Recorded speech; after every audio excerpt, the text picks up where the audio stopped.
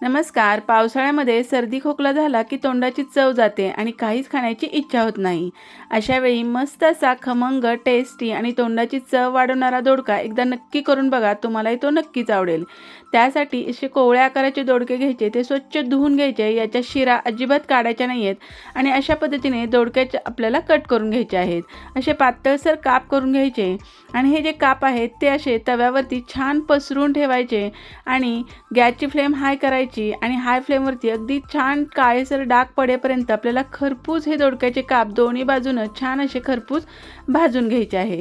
दोडक्याचे काप छान भाजून झाले की मग यावरती अगदी 1-2 थेंबच तेल टाकून घ्यायचं आहे. बिना तेलाचाही हा पदार्थ अगदी छान खमंगच लागतो. 1-2 थेंब तेल टाकलं की त्यावरती अगदी चवीनुसार थोडंसं मीठ टाकून घ्यायचं. अगदी थोडीशी हळद यावरती टाकून घ्यायची आणि अर्धा चमचा थोडंसं जाडसर असं शेंगदाण्याचं कूट टाकलं. व्यवस्थित मिक्स करायचं. वरून अगदी चमचाभर यावरती पाणी शिंपडून घ्यायचं, झाकण ठेवायचं आणि एक छान अशी वाफ आणायची. गरमागरम हे दोडक्याचे काप अगदी मस्त लागतात. तोंडाची चव वाढते आणि पोटही भरतं. इतकं छान हे टेस्टी आपलं दोडक्याची भाजी किंवा दोडक्याचे काप तयार झालेले आहेत. नक्की करून बघा. व्हिडिओ आवडला तर लाईक शेअर करा. धन्यवाद.